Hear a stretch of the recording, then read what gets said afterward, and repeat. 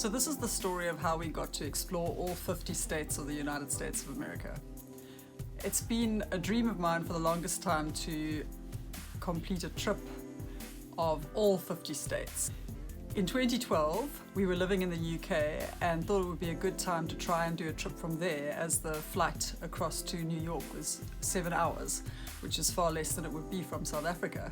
We were also at a stage in our jobs where we could take off a good chunk of time, so we decided to embark on a 30-state road trip, which would take 48 days. I had great fun planning it, and we decided that New York would be our first stop.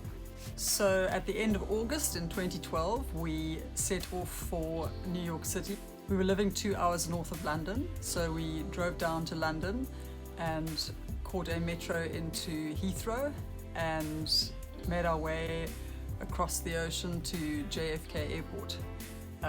Upon landing, we caught the air train into the city and then embarked on our first adventure on the underground, which would become home for the next few days as we got to explore New York City more. And yeah, we landed in a very hot and humid New York City, and it was very late at night by now. We had to navigate our way to Hoboken. We had a friend whose mom lived in an apartment in Hoboken, and she had kindly agreed to put us up for the few days that we were in New York City. We managed to get there, found our way there successfully, and arrived at about 11 o'clock at night, and we were delighted to see that we had a beautiful view of the Empire State Building from our bedroom. The view was across the Hudson River. We woke up the very first morning in the United States to a delicious typical New York breakfast. We had bagels with Hillary. She'd kindly set up a typical breakfast for us.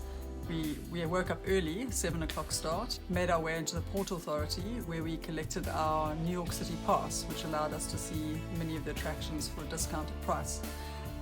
Our first adventure would be a bus tour of the city. It was a hop-on, hop-off bus. So we hopped onto the bus and got a good overview of what it felt like to be in the city.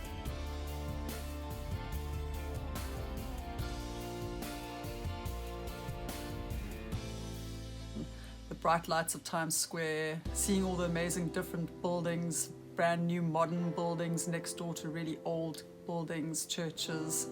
Evan and I both loved fire escapes. We always found the fire escapes so picturesque.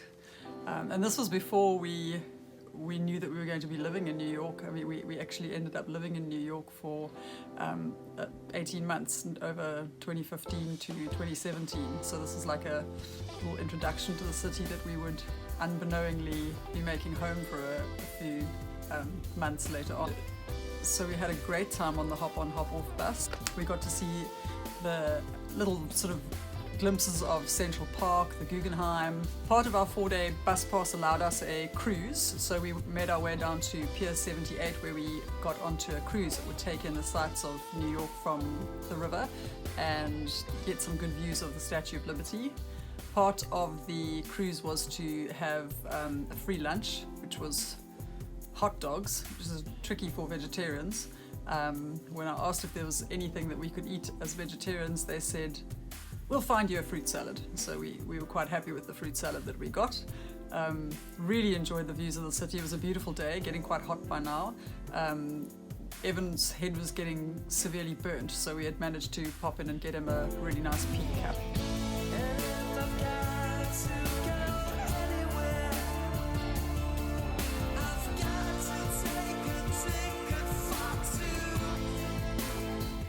I also got to do a little bit of retail therapy for myself along the way in 5th Avenue.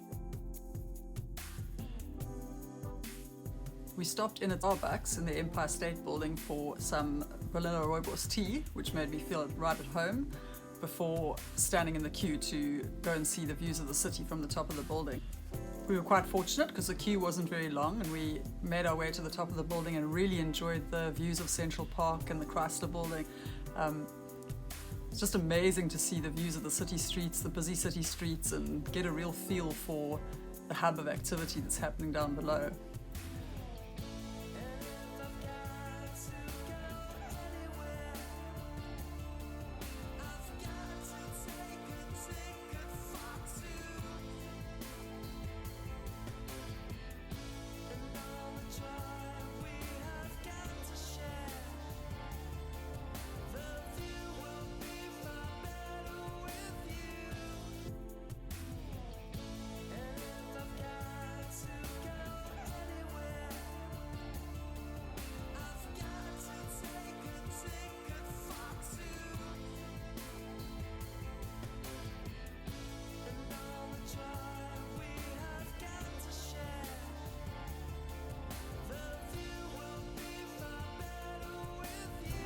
After that, we did the New York Sky Ride, which is like a simulated helicopter ride over New York City. It was quite fun. Probably would have been more fun in an actual helicopter, but this is a much more affordable way of doing it, especially seeing it was included in our 4-day pass. After that, we made our way into Times Square, and it had been suggested that we go to Bubba Gump for supper. So we made our way into Bubba Gump, and we had been led to believe that the portion sizes in the States were huge. So Evan and I decided, oh well, we could probably order a starter then. So seeing we'd been snacking throughout the day, we'd actually stopped in and bought some of my favorite Reeses peanut butter cups already. So we'd been snacking on those, and we'd had our fruit salad for lunch. So we thought, well, we'll share a mac and cheese starter between us. And so we excitedly waited for the supposedly huge portion which was going to arrive. And needless to say, I don't think starters portions are very big. Maybe the mains portions were big, but we shared a very, very small mac and cheese starter between the two of us. It was delicious, but it was only about 3 spoonfuls each. And for us traveling on our tight budget, it was probably all that we could afford anyway. So we knew going forward eating out wasn't going to be a regular occurrence on our trip. But that's not a problem for us. We're not big eaters out anyway. After visiting Bubba Gump's, we popped in at Madame Tussauds and took in some of the wax models there. We were delighted to see a wax model of Nelson Mandela. Again, made us feel right at home. Being South Africans, we were proud to see that he was represented there.